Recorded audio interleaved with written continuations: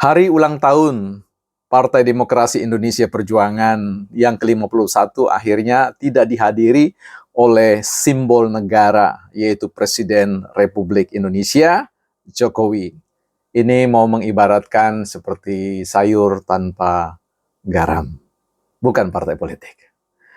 Teman-teman, sebelum kita ulas terkait dengan keputusan Partai Demokrasi Indonesia Perjuangan yang tidak menginvite Jokowi selaku simbol negara, simbol Republik Indonesia untuk menghadiri partai yang membesarkan Jokowi, kita ucapkan terlebih dahulu selamat hari ulang tahun Partai Demokrasi Indonesia Perjuangan, yang tentu kita tidak pernah lupakan arti penting kiprah Partai Perjuangan, Partai Demokrasi Indonesia Perjuangan ini sepanjang sejarah. Ya, Soekarno sudah mengatakan bahwa jas merah jangan melupakan sejarah. Ya, tentu kita sebagai warga negara turut mengapresiasi kehadiran Partai Demokrasi Indonesia Perjuangan dalam berbagai macam pergulatan politiknya sampai hari ini. Ya, kita sedikit mau bicarakan tentang sesuatu yang kita sebut sebagai sebuah permakluman dan juga sebagai sesuatu yang harus kita kritisi. Sebagai sebuah permakluman, tentu kita maklum bahwa situasi atau keputusan Jokowi untuk kemudian bergerak ke arah yang lain yang tidak sejalan lagi dengan garis kebijakan partai, khususnya dalam pengusungan calon presiden dan wakil presiden, sehingga itu menimbulkan bukan hanya respon tetapi reaksi keras, ya, reaksi banteng merah, ya, untuk kemudian meninggalkan Jokowi. Ya, ini yang disebut dengan sebuah permakluman. Ada perasaan merasa bahwa Jokowi kacang lupa kulit, ya, Jokowi dalam tanda kutip berkhianat, Jokowi dalam konteks tertentu sebagai anak yang lupa pada ibunya, dan banyak lagi. Nah, di sini pada akhirnya membawa pembelahan-pembelahan politik atau pembelahan-pembelahan konstituen.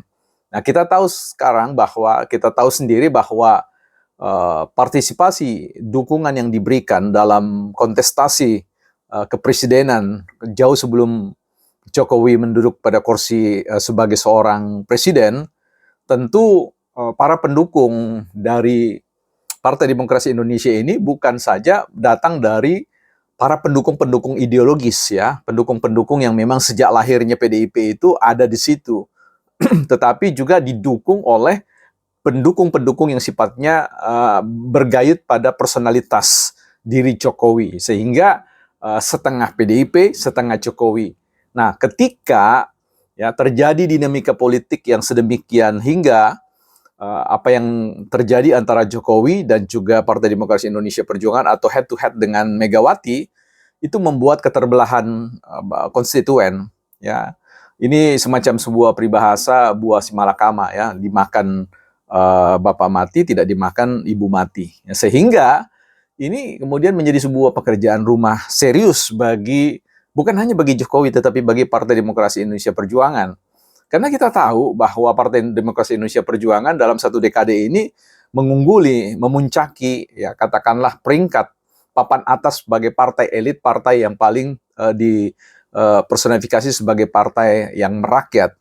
Tapi kemudian itu bisa saja tidak lagi demikian. Survei-survei menunjukkan bahwa elektabilitas, ya, Partai Demokrasi Indonesia itu sekarang berada pada second line atau katakanlah pada runner up.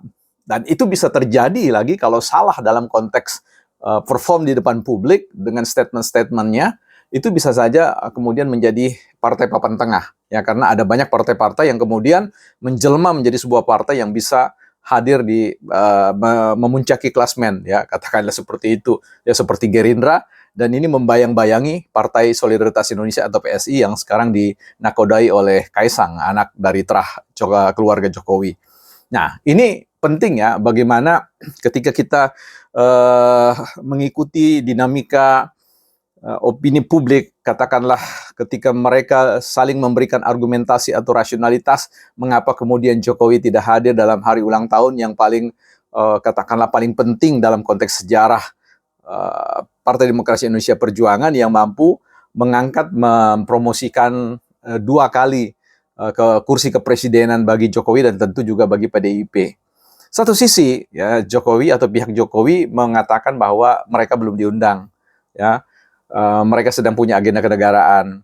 Di sisi yang lain Hasto juga sekretaris jenderalnya PDIP mengatakan bahwa ya kami lebih fokus pada apa yang disebut dengan VVIP, ya very very very important person, yang dikatakan sebagai adalah rakyat, basis rakyat, sehingga perayaan hari ulang tahun 51 ini akan dirayakan serentak di RT-RT RW sebagai sebuah basis grassroots, ya.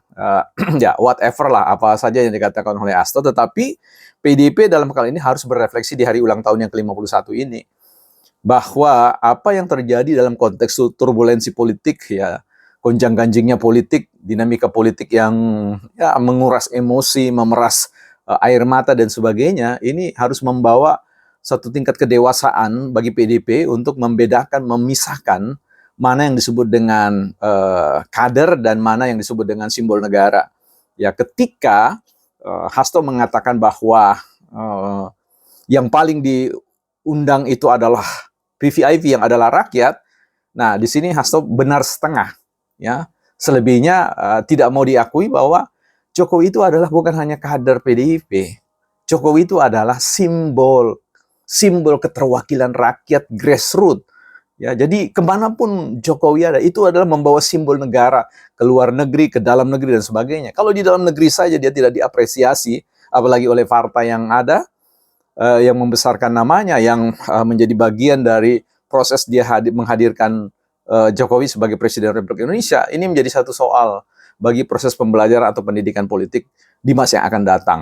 Nah, di sini kita mempertanyakan tentang kenegarawanan, ya kenegarawanan Partai Demokrasi Indonesia Perjuangan, katakanlah eksplisit dan implisit di dalamnya adalah kader-kadernya, ya. Saya kira kita maklumi, ya seperti yang dikatakan di awal bahwa memang ada satu ketidaknyamanan dalam konteks pilihan-pilihan politik Jokowi. Tetapi bagaimanapun juga kita sedang bernegara, kita tidak hanya sekedar berpartai. Sekalipun ini ulang tahun adalah ulang tahun partai, tapi ini ulang tahun warga negara, ulang tahun negara, ya saya kira. Karena PDIP juga ada merupakan pilar-pilar pembangun demokrasi di Indonesia. So karena itu tidak bisa melepaskan dari simbol negara.